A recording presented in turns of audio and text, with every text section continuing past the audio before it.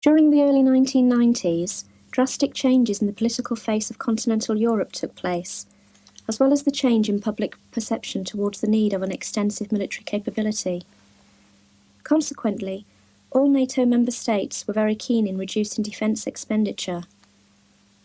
NATO was also carrying out various reviews, with a view towards streamlining and ultimately saving money. With the removal of the Iron Curtain, NATO plans changed with a streamlined and efficient organisation evolving within the central region. The Joint Operations Centre at Maastricht closed a little earlier than expected and before the new headquarters were operational. This was as a pure cost-saving measure. Various functions from the JOC were transferred to Rheindalen, where an interim AOC was established. Some personnel filled appointments within AOC Rheindalen. Others were fortunate enough to acquire other appointments within NATO. However, many personnel returned to appointments in their national environment. The Headquarters Northern Army Group and 2nd Allied Tactical Air Force Joint Operations Centre, more commonly known as the JOC, was located in the province of Limburg on the Dutch-Belgian border, close to the small Belgian village of Caen and 5 kilometres from the ancient Dutch city of Maastricht. The JOC was located underground in sandstone caves, which straddle the border between the two countries. The main entrance to the caves was in the Netherlands, but there were a number of emergency exits into both countries. The city of Maastricht is rich in history and is surrounded by caves which have served various purposes over many years. The province of South Limburg is laid predominantly on various types of chalkstone between 60 and 70 million years old, and the first recorded use of the caves in the area date back to the Roman Empire. It was during this period that the first layers of stone were carved out of the rock face to build bridges and houses. Stone blocks have also been used to build churches and various fortifications within the area. Excavation was carried out by hand throughout the area for hundreds of years. The result is a range of historic buildings and a series of intricate labyrinths covering a radius of over 30 kilometres, stretching from Valkenburg in Holland to Liège in Belgium. The caves which were home for the JOC were in an area known as the Jesuit Caves. The type of sandstone in these caves is called marlstone. This is a very soft, porous stone in its natural state, but once excavated and allowed to dry, it becomes a good, strong building material. In the 1930s, excavation ceased because it became uneconomical, indeed hazardous, to continue. Local farmers then utilised the ideal conditions in the dank and dark passages to grow mushrooms and chicory. More recently, though, part of the caves became a tourist attraction. World War II saw the first modern-day military use of the caves. The German military laid cement floors, strengthened and enlarged the corridors for V-2 rockets. It is reported that at this time, the Dutch resistance were also using the intricate passages of the caves, without the knowledge of the Germans. It is also rumoured that Allied airmen were smuggled across the border through the network of caves in the area. In 1953, the Jesuit Caves were leased from the Limburgian Landscape Association for a period of 50 years, at the rent of 10 guilders per year. The caves came under the Dutch officials' Secret Act in 1956, when it was decided that an interim war headquarters was required. There are many other underground military establishments throughout NATO, most of which were purpose-built from concept. But what made the JOC unique was that existing caves had been transformed into an operations centre. Consequently, JOC personnel will never be in a similar environment again. To change the raw caves into a military working environment, much work was required. The essential aim of any military operations centre is to be self-sufficient during times of conflict. Electricity, being of prime importance, meant that 3 generators were installed to provide sufficient power to meet the demands of the centre. For many years, these generators were the only source of electricity. until in 1972 electricity was taken from the Dutch national grid. The generators were maintained in full working order to be used as standby generators should the need arise. Offices were built into the galleries and the passageways, so further strengthening of corridors and supports was required. The provision of water, purified air and sewerage all developed with time during the life of the centre. Between 1956 and 1962, the caves were not occupied during peace and were only used for periods of exercise. This all changed in June 1963, when the first personnel were bussed in from Rheindaelen. The caves were then manned 24 hours a day and became No. 3 Joint Signals Centre. The aim at that time was to render signal support to Headquarters Northag and to ATAF at Rheindaelen in Germany. Between 1969 and 1971, extra command, control and communications equipment was introduced into the caves, which meant an enlargement of the operational area. In 1970, the caves officially became the interim primary war headquarters for 2 ATAF. They were to be used pending the construction of a more suitable facility. In 1983, the caves were given their present name and housed, until the latter part of 1992, the 2 ATAF AOC, several joint support divisions and lodger units such as ATOC 2 and the multinational Eiffel computer. The total labyrinth of caves covered approximately 25 kilometres of floor space, but only 1/5 was taken up by the JOC. The remaining areas were used by a local farmer, a neighbouring hotel for its wine cellar, or were left uninhabited. Within the JOC, there was an extensive road system, which for ease of navigation was divided into 8 streets. There were almost 400 rooms or offices and several areas dedicated to social or sporting activities. These were numbered in ascending order away from the main street, to help staff find their way around the caves.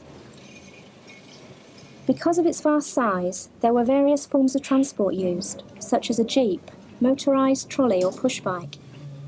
Generally, though, most people made their way about on foot. A team of railmen engineers were permanently on site to maintain the fabric of the caves and all machinery within them. The JOC was regularly surveyed to ensure that the caves were structurally sound and capable of safely accommodating large numbers of personnel. One of the main problems in working underground in any cave is the high relative humidity of the air. Within the Jesuit Caves, the humidity could be as high as 98%. But this problem was solved by the engineers in 1972 by the installation of an air conditioning system. The air from outside was drawn in through large air ducts, filtered and immediately cooled to 6 degrees Celsius. This cooling process removed a lot of the humidity from the air, which was then heated and circulated through the rooms and corridors. Because of this process, the relative humidity in the offices was reduced to about 60%. It was therefore necessary to increase the ambient temperature by 10 degrees Celsius to between 18 and 20 degrees for a comfortable working environment. Because of the large number of personnel and equipment in the caves, the ambient temperature increased naturally. This meant only a small boiler was needed to maintain the required temperature for the whole of the JOC. All water used within the JOC was drawn straight from the water table, 30 metres beneath the caves, and processed in several water softening plants. There were several water systems in use, providing drinking water, sewerage, firefighting, and coolant for various machinery. To maintain pressure in the distribution pipes, the water was stored in very large tanks, each holding up to 3,000 litres. This made the JOC self-sufficient for most eventualities. The JOC was a truly international environment, accommodating over 300 people from 5 different nations. The Netherlands, Belgium, Germany and the United Kingdom were represented throughout the 29 years peacetime operations. The fifth nation, the United States, did not form part of the original establishment. However, the Canadians were an integral part of No. 3 Signal Support Centre establishment. This meant that servicemen from the continent of America were at the centre for most of its life. The commander of the Joint Operations Centre, JOC, alternated between a Dutch Commodore and a Belgian Brigadier. The last JOC, Commodore van Gilst, arrived in October 1991 and remained until the closure in December 92. JOC was responsible for maintaining the JOC complex at a high state of readiness for war. During times of conflict or exercise, the JOC was augmented by personnel from HQ Northag and 2 ATAF. He was also responsible for maintaining the Air Operations Centre of AOC in a condition of readiness for occupation by the emergency establishment. During normal peacetime operations, the whole of the JOC was geared towards maintaining a centre that was capable of accommodating a large number of extra personnel and being able to transfer to a war footing at very short notice. Located at the heart of the JOC was the AOC, which planned, coordinated and monitored all NATO flying exercises and activity in the 2 ATAF area of responsibility. There were 3 main branches within this area, one of which was the 2 ATAF Emergency Action Cell, which was manned 24 hours a day by an officer and 2 airmen. The primary responsibility of the EAC was to alert 2 ATAF forces to any changes in the NATO alert state, as ordered by SACEUR. Secondly, they acted as a focal point for initial actions involving these forces. The cell would then monitor the readiness and build-up of enemy forces within the target area. Monitoring was also carried out of the air defence situation within the area. This involved the collection and recording of information on the status of air defence units. To improve the effectiveness of the EAC, regular exercises were designed to test the alerting system. As an exercise progressed, their role would change to become an Air Defence Operations Centre, responsible for coordination and execution of air defence operations. Another element of the AOC was the Ops Plans branch, responsible for preparing synthetic defence exercises in the 2 ATAF area. Ops Plans would also coordinate and de-conflict evaluations and exercises in the area, liaising very closely with other NATO agencies. The third element, the Combat Reports branch, during normal peacetime operations would maintain an up-to-date status of the air asset situation and also monitor all offensive missions. During exercises, the role was to maintain an up-to-date picture of the offensive air situation for the 2 ATAF commander. All this information was collated by the Eiffel computer and ACES system. The link between the 2 systems was a rather cumbersome one, known as the swivel chair interface, which required data to be transferred from one system to the other by the means of a floppy disk. The JOC also accommodated ATOC 2, one of 4 Allied Tactical Operations Centres within the Central Region. ATOC 2, which was formed following SACEUR's 1973 Central Region Reorganisation Plan, was a lodger unit within the JOC and came under the direct control of COMATOC and not COMJOC. In peacetime, the ATOC's 35 members of staff would have planned, coordinated, tasked and subsequently monitored offensive air missions to meet the needs of NATO and the different national requirements during exercise. This brought continuity and consistency of tasking under the umbrella of NATO tactical doctrine. During major NATO exercises, and ultimately any period of conflict, staff were augmented by specialists from the 5 nations to provide effective and efficient tasking of offensive air missions in order to meet the campaign objectives of COM2 ATAF. His directives were translated by the plans and intelligence groups into taskings for assigned unit as part of a coordinated campaign. The current operations group would have then tasked and monitored the mission. The INT staff subsequently analysed the mission results to check that the original objectives were met. Maastricht was, of the 4 Central Region ATOCs, the most international, tasking units from each of the 5 nations. Indeed, the hallmark of ATOC 2 was the spirit of international cooperation, which few other agencies could match. However, during August 1992, the key elements of ATOC 2 were transferred to the ATOC at Kalkar. The JOC was just like any other station or base, but situated underground. A large number of personnel, of various specialisations, were required to support the operational elements.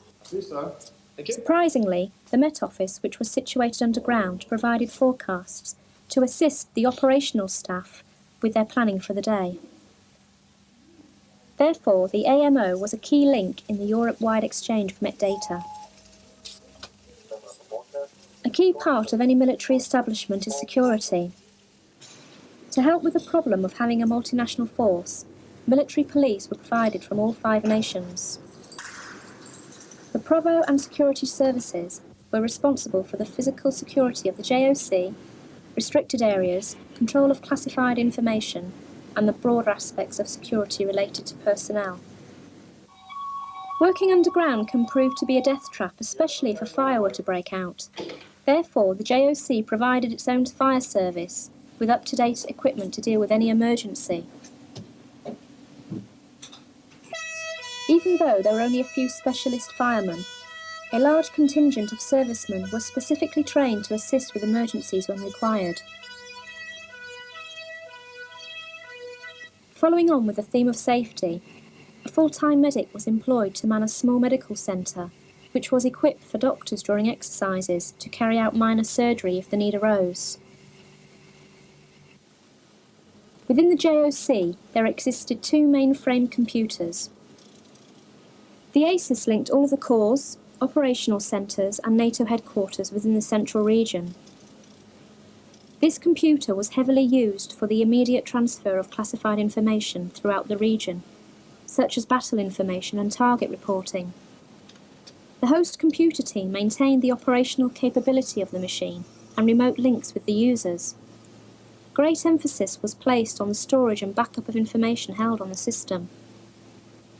The second mainframe computer within the JOC was commonly known as Eiffel. However, this piece of equipment was not a NATO computer, and it was jointly funded by Belgium, Germany, Netherlands and the United Kingdom.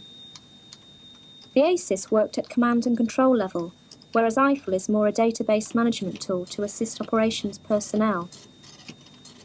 Eiffel basically linked ATAF headquarters, ATOCs, and Air Force units in Germany, Belgium and Holland, although it also had remote links with UK units.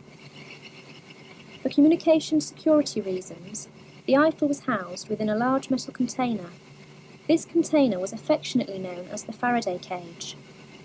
Besides these 2 mainframe computers, JOC's other means of transferring information was by telex.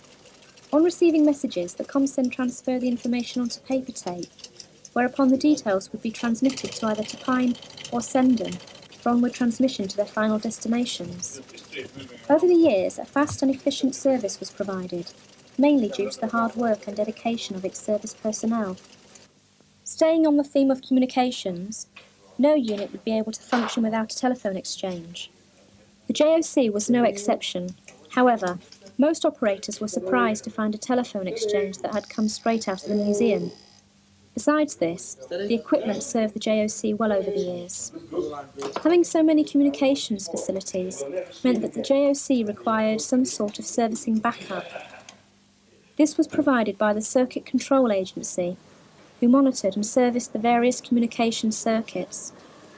During the rundown of the JOC, Ops site services and the suppliers had a great deal of work to remove the extensive amount of equipment from the caves. The 2 clubs within the complex were Flintstones and Mushroom. Flintstones was used by most officers after morning briefs to exchange information and ideas, while the Mushroom Club was used for much the same thing for SNCOs and junior ranks. To remain self-sufficient during both peacetime and periods of conflict, the caves housed its own international dining hall, offering 500 personnel 3 meals a day. Being that the kitchen was international, a great variety of cuisine was always on offer. Within any military establishment, fitness is always of prime importance. To this end, the JOC proved no different.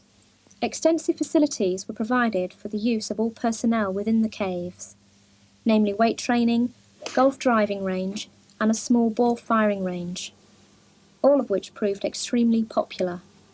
If needed, extra sporting facilities could be found at the administrative support base of Ambiorix Caserna in Tongeren, where the Belgian, Dutch, German and British National Support Units were accommodated. However, in early 1985, the UK NSU was moved and co-located at Afcent with the American Support Unit at Tapijn in Maastricht.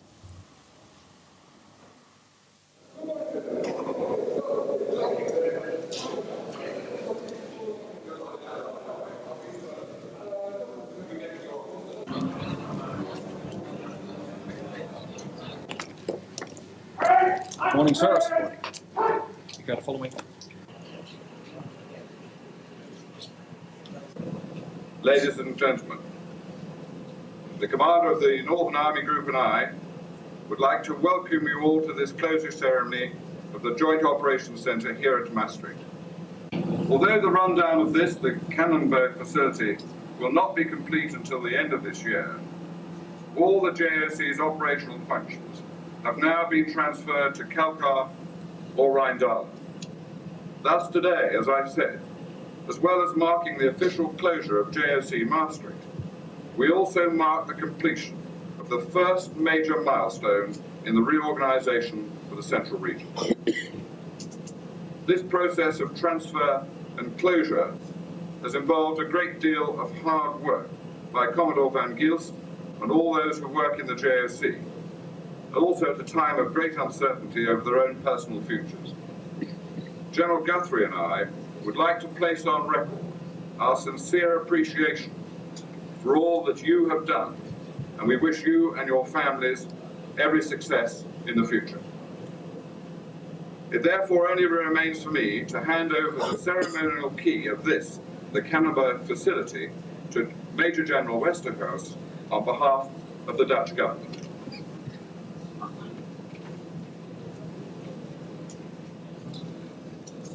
General, it's with sadness that I hand back the ceremonial key of this Cannerberg facility. And on behalf of NATO, I'd like to pass on our sincere appreciation through you to your government for all the support and help that you have given us throughout these 36 years. We thank you greatly.